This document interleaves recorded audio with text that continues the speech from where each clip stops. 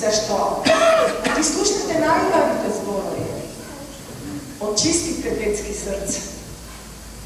Ке ги чуете најубавите творби од бистрите детски гласчиња. Затоа, расположете се. Еве гледате третиот фестивал, веќе станала традиција.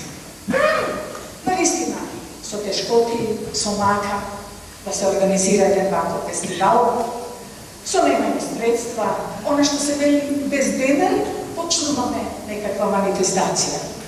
Но, проблемите да ги оставиме сега настрана, зашто има добри луѓе кои ќе се најдат секогаш да ни помогнат. Па еве и за овој фестивал. Нека остане за секогашна традиција. Проблемите ќе стојат и натаму. Знаеме дека сме на маргините. Средства се дава за многу нешто, но за децата не малку. Но желбата на нашите деца, ентузијазмот на фестивалскиот одбор не признава проблеми. Ние и натаму ќе организираме детски фестивал на литературни творби. Да не должам, препуштете се и чувствувајте ги најубавите стихови и прозни текстови од нашите идни писатели. Со тоа можеме да го почнеме фестивалот.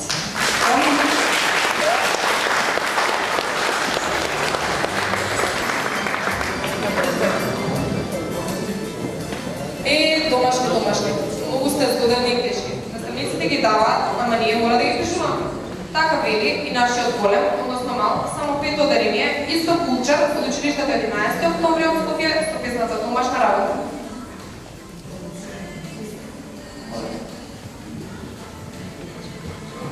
Домашна работа.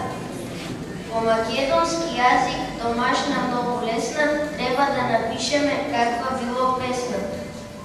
По математика работа едноставна проста, што ја напишав без мака доста.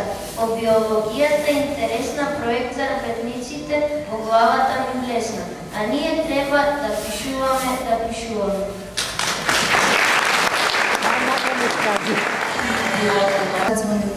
Таа заминува. Ветерот ја подготвил својата виолина за зимски мелодии. И така, се со ред, се е подготвено за свечењето испраќање на добрата и дарежлива есен. Есента полека се заминува. Си оди, кога солзите ги се претворат во снегови. Со нив ја посипува својата трага, никој да не види од каде дошла.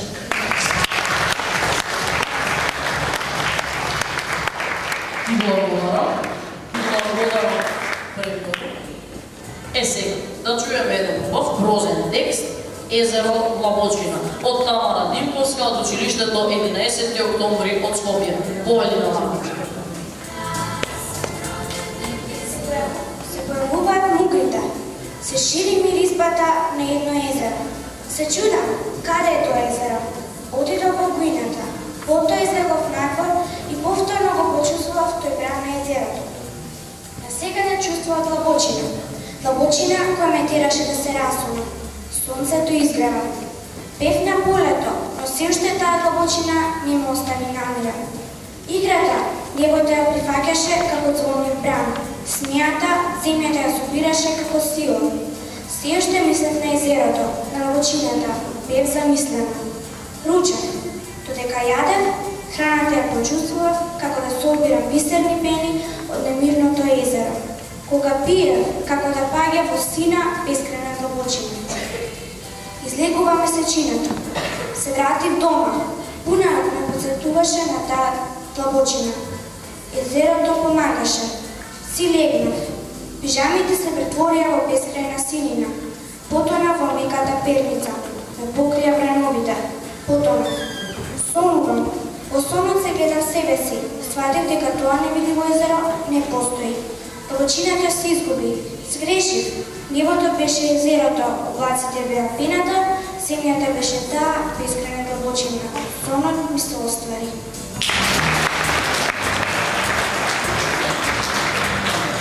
Благодарим.